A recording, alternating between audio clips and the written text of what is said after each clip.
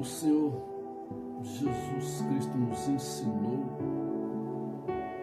não tem nada a ver com religião, infelizmente, ou melhor, felizmente, né?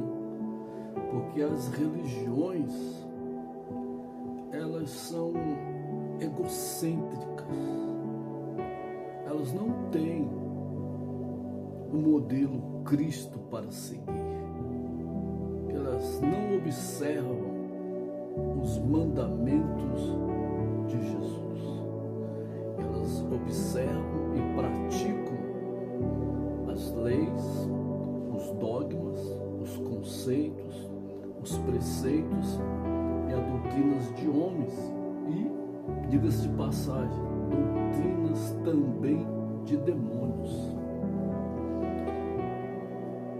Mas aqui na parábola do bom samaritano, Jesus explica tudo, gente, com a maior naturalidade. Doutor da lei queria pegar Jesus nos seus sofismas teológicos, né? Psicológicos, filosóficos. Mas logo com quem que ele foi medir conhecimento? Com Deus encarnado, não reencarnado, por favor.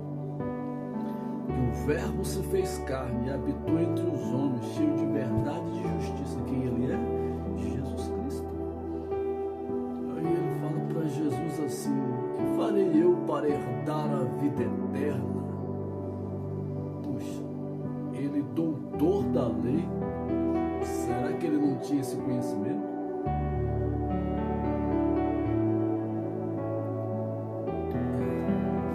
Que nada. As religiões não passam um conhecimento espiritual vindo da parte de Deus, de Jesus e do Espírito Santo. Eles têm seus livros auxiliares, eles não aceitam a Bíblia como revelação única para a vida em si, seja na esfera física ou espiritual, eles não aceitam. Me mostrem qual é a religião desse mundo dos ismos religiosos que tem a Bíblia como único livro de regra de fé, como a constituinte celestial. Não tem. Todas elas não aceitam Jesus como Deus encarnado, não aceitam o Espírito Santo como a terceira pessoa da Trindade, não aceitam Deus como Criador, ostentador e sustentador de todas as coisas. Elas têm suas filosofias. Dizem que Deus é o grande arquiteto do universo, outros chamam Deus de Cadu, outros chamam Deus de Alá. Alá o que, rapaz? Pô. Outros chamam Deus de força cósmica, criadora, mantenedora. Outros chamam Jesus de Maitreya, de um dos Budas. Alguns dos profetas reencarnados em Elias, Jeremias. Outros falam que ele é um avatar kármico, um ser cósmico que veio, um ET. Gente, é muita loucura. Não precisa nem de droga. É bem verdade que Karl Barth já dizia, né, um filósofo inglês, né, que religião é o ópio do mundo. Você sabe o que é o ópio? Dá um Google aí para você saber o que é o ópio. É a droga mais poderosa do planeta. Dela foi criada todas as demais drogas, só para você ter uma ideia. E aqui Jesus explica tudo. Tinha o sacerdote, o levita e o samaritano, 3 pessoas. todos três, indubitavelmente, eram judeus. Olha só que loucura. Perdão, com exceção do samaritano, né, que era de Samaria, né? Mas o sacerdote e o levita eram judeus. Porém, quando viu aquele cidadão que foi assaltado e trucidado pelos ladrões, machucado, desmaiado, ele pensou que o ladrão, que o assaltado estava morto. Segundo a lei do decálogo de Moisés, o sacerdote não podia tocar em coisas mortas, porque era um pecado e eles tinham que ficar por 7 dias em purificação de águas para remissão do pecado, porque tocou em coisas mortas. É a lei mosaica, né? A doutrina de homens, né? A doutrina de homem é muito louca, pior de demônios, porque a igreja, ela é regida por 3 tipos de doutrina. Você sabia? Não sei, pregador, me fala. Primeira, doutrina de Deus, que excede e transcende todo o conhecimento humano. Segundo, a doutrina dos homens, que é carnal e terrena. E terceira, infelizmente, a doutrina de demônios. Essa é terrível. Mas a doutrina do homem e a doutrina de demônios são co-irmãs, elas andam juntinhas. A doutrina do homem, ela é legalista, quer manipular você em todos os sentidos. E a doutrina de demônios, ela é escravagista, né? Você tira por aí pelas religiões afrodescendentes, né? A escravidão que lhes são imposta, e eles chegam ao cúmulo do absurdo de dizer que ele é um lorde. Tem uma satanista aí nas redes dizendo que ele é um lorde e que no inferno o prazer é ilimitado. Vai vendo. E as pessoas estão aderindo ao satanismo como que se fosse uma religião salvífica. Misericórdia, gente. Aí, para não ficar uma coisa tão assim pesada, aí que se criaram o iluminismo, né? Os iluministas. Porque até então, nos séculos passados, eram os satanismos, né? Os luciferianos. Agora os Illuminatis. Ficou uma coisa mais assim, glamurosa, mais chique, mas é o mesmo satanismo, com todas as suas ramificações filosóficas. E aqui o Evangelho de Jesus é tão simples, tão claro. Puxa vida, aí vem as religiões e vem Jesus explicando aqui na prática. Você quer ir para o céu? Quero, mas o que eu faço? Faz o seguinte. Primeiro mandamento, qual? Amarás o seu teu Deus acima de todas as coisas. Acima de tudo, você não pode, nós não podemos seguir a 2 senhores. Ou você vai alegrar um ou vai aborrecer o outro. Não existe essa negativa de você dizer que é um cristão e é um budista, é um espiritista, é um kardecista, é um maçônico, é um islamista, é um judeu, é um ortodoxo, é um católico, sei lá, é tanta parapsicologia bizarra dessas religiões que eu penso que deixa o Espírito Santo escandalizado, né? E todo mundo abraça essas religiões como se fossem salvíficas. Jesus falou aqui bem claro. Primeiro mandamento.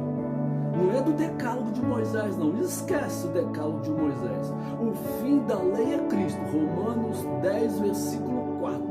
Acabou. O Velho Testamento é um livro histórico, porém de muito conhecimento, de muita sapiência, mas não nos serve de revelação para hoje, porque em Cristo Jesus está revelado o Velho Testamento, transliterando para o Novo Testamento. Jesus é a nossa chave hermenêutica. Eu e você, nós só poderemos ler a Bíblia a partir de Jesus.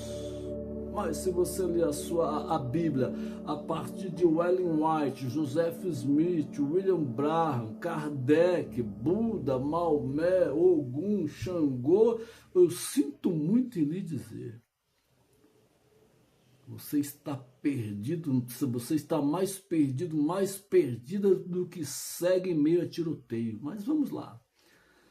Aí Jesus interpola ele e diz, olha, o primeiro mandamento é esse, amarás ao Senhor teu Deus acima de todas as coisas. E o segundo, amarás o teu próximo como a ti mesmo. Seguindo esses dois mandamentos únicos e universal, cristocêntrico, eu, você, nós estamos cumprindo toda a lei e os profetas. Ponto final. Acabou as religiões, mas eles não aceitam essa revelação veotestamentária, neotestamentária. Por quê? Porque o ego, o orgulho, a soberba deles é imensurável com relação à fé em Cristo Jesus, que é o autor e consumador da nossa fé.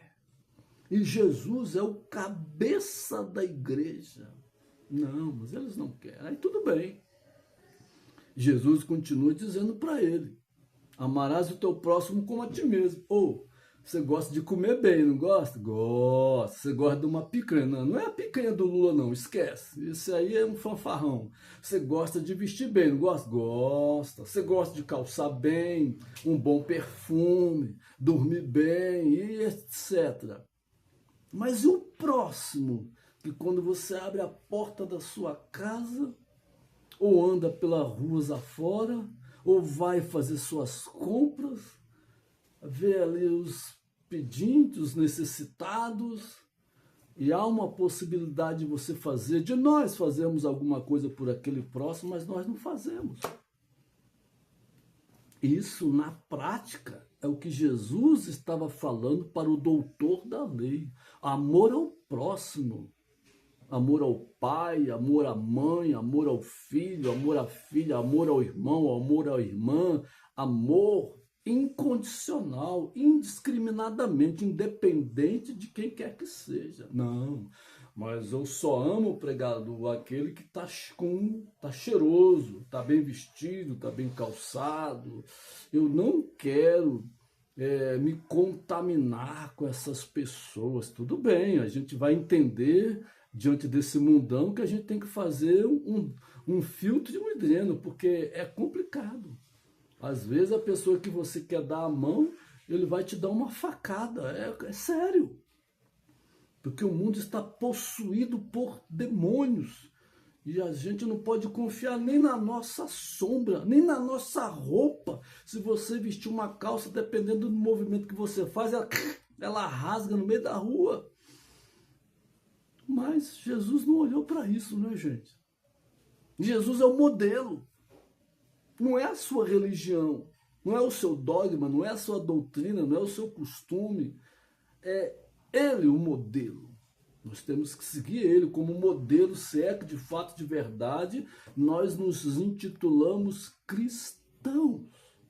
Agora, se nós somos meros religiosos, façamos então como o judaísmo.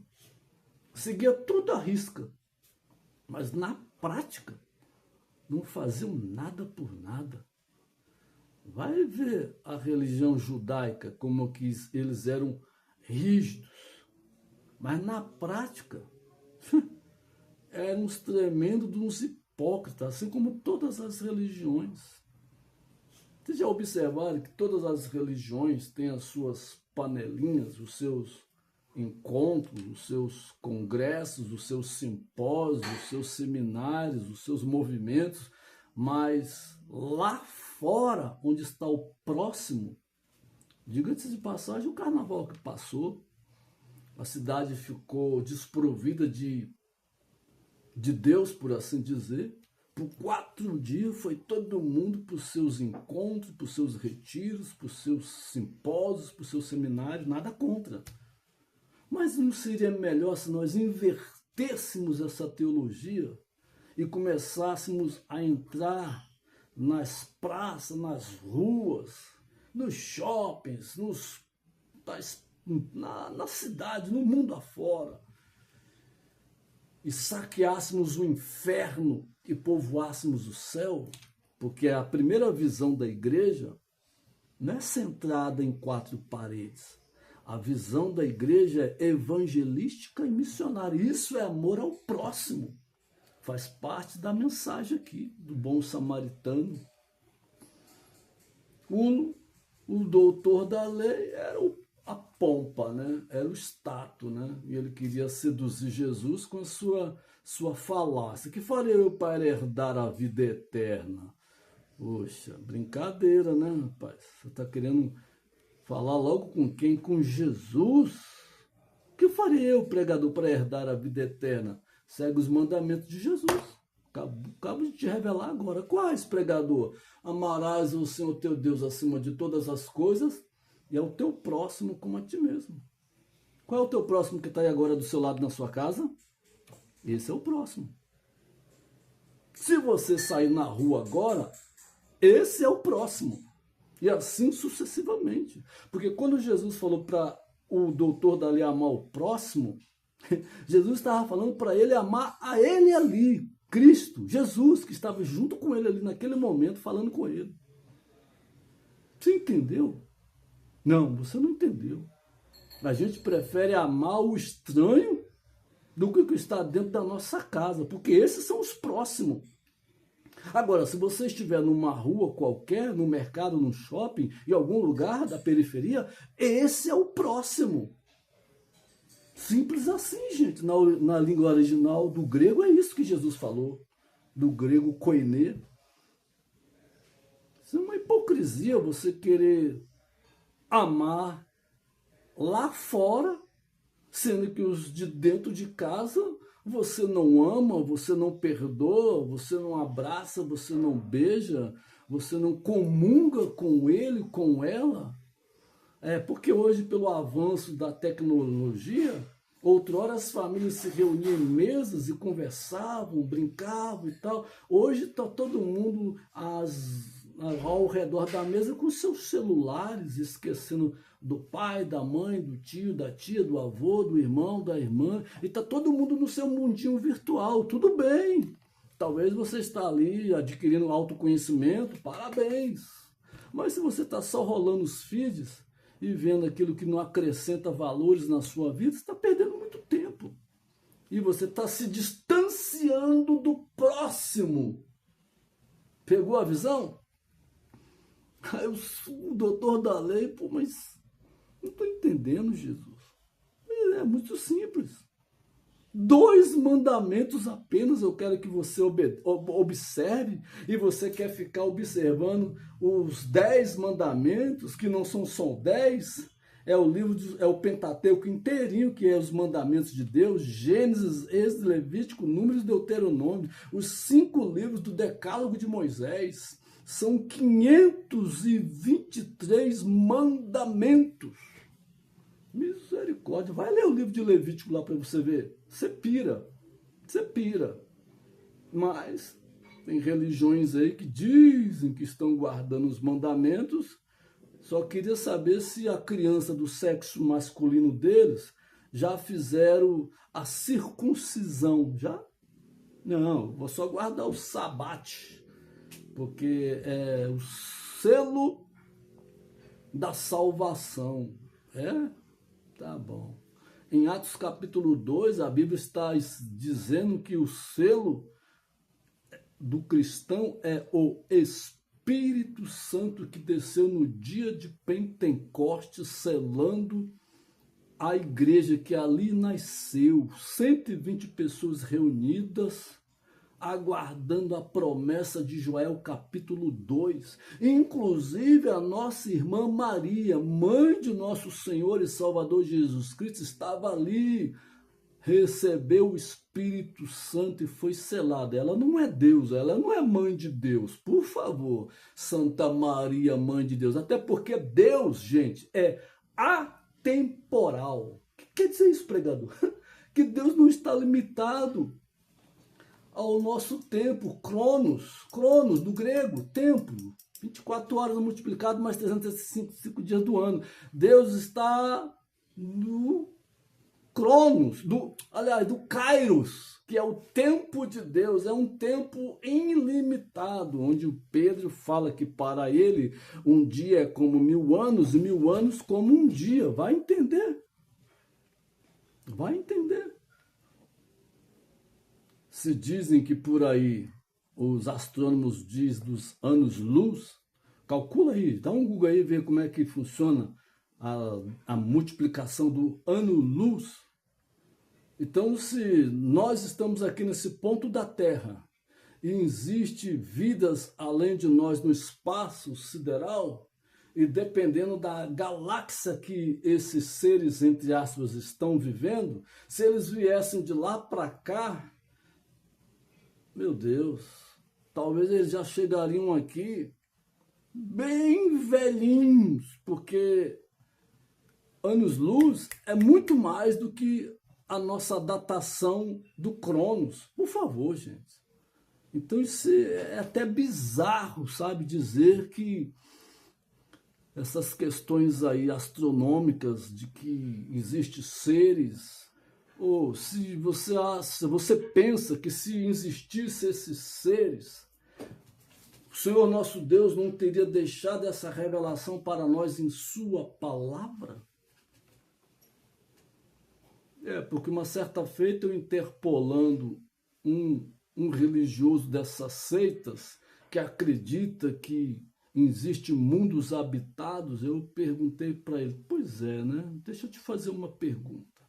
E ele se intitulava biólogo, formado, e na época eu não tinha nem o primeiro grau completo, né?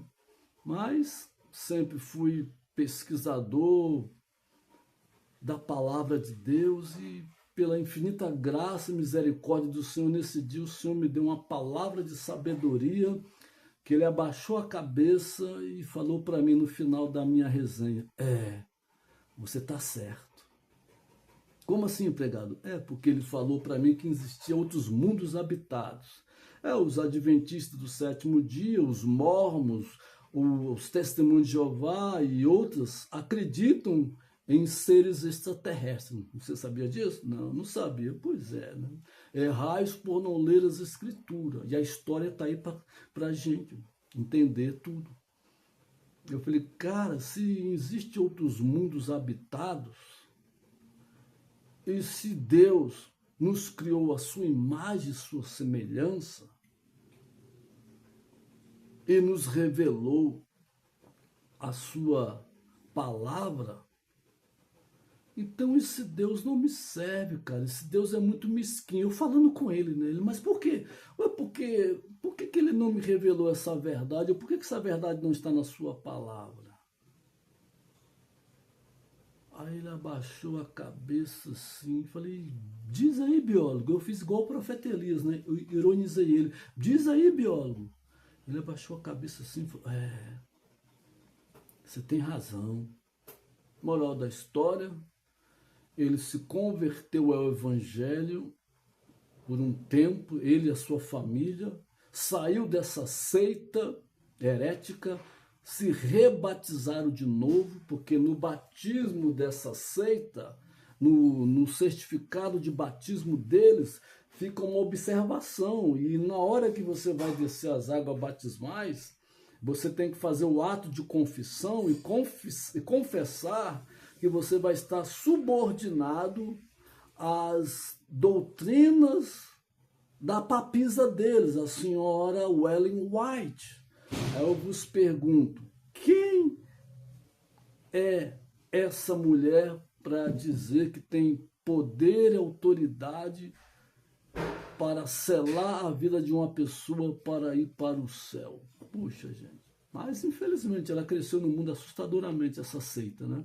assim como todas as demais. Mas o evangelho de Jesus tem nada a ver com religião. Por isso que aqui na parábola do samaritano, Jesus está botando na prática a diferença da religião e da fé nele. Porque o modelo é ele está falando dele, porque ele aqui é o bom samaritano, que deu a vida por nós na cruz do Calvário. Ele ressuscitou, morreu e ressuscitou ao terceiro dia. Aí Jesus leva o moribundo, machucado, assaltado para uma estalagem, coloca nele azeite e vinho, são linguagens metafóricas da presença do poder do Espírito Santo, curando, libertando, transformando e regenerando aquela vida de dentro para fora, de fora para dentro. Coloca ele numa estalagem e fala para o dono daquela estalagem, ó, tudo que ele gastar aí, quando eu voltar, eu vou ressarcir tudo para você. Ou seja, é até um termo escatológico da volta de Jesus, que quando ele vier vai nos buscar e vai nos arrebatar para a sua glória. E deu 2 denários para o hospedeiro, né? Ou seja, pagou a dívida que eu e você temos e tínhamos antes da cruz, porque depois da cruz, se nós o confessarmos de corpo, alma e espírito, quando ele deu o seu último brado na cruz, ele falou o quê? Está pago. Nós não temos que pagar mais nada para ninguém, nem dízimo, nem oferta, nem sacrifício, nem oblação, nem encruzilhada, nem galinha preta, nem vela, nem cachaça, nem dar dinheiro, nem botar pedra na cabeça e até de joelho até Juazeiro do Norte, subir a escada de São Pedro de joelho, como muitos fazem, pagando promessas. Não, já foi tudo pago. Agora é tudo por fé e não por vista. Efésios 2:8, a fé vem, a salvação não vem de obras para que ninguém se glorie, é pela fé, e fé no Filho de Deus, gente. Aí Jesus, terminando toda a resenha, pergunta para ele, qual desses aí você deve observar, doutor da lei? Aí ele vai e fala para Jesus, é verdade, Senhor. A minha religião não me serve de nada, não. Porque é a prática. Não é os dogmas, não é os ritos, não é as promessas, não é os dízimos, não é as ofertas, não é você estar dentro de um templo, de uma mesquita, de um prédio, de um terreiro, de uma loja, gente, é tanta coisa que eles inventam, né, para filosofar suas religiões, e todo mundo adere a esses movimentos como se fosse âncora da salvação, né? Mas só tem um que tem as chaves da vida eterna, e o nome dele é Jesus Cristo de Nazaré. Aí Jesus termina a resenha e diz assim para ele, pois bem, faz isto e viverás. Fazer o quê? Seguir o meu modelo, que eu amo meu Pai e o meu próximo, que é você, doutor da lei, que não sabe da prática, da minha verdade que eu vim fazer aqui nesse mundo. Segue isso e viverás. Ame ao Senhor nosso Deus acima de todas as coisas e ao teu próximo como a ti mesmo. Simples assim, doutor da lei, ou seja, teólogo da lei. Esse é o ponto de convergência para todos nós. Deus te abençoe.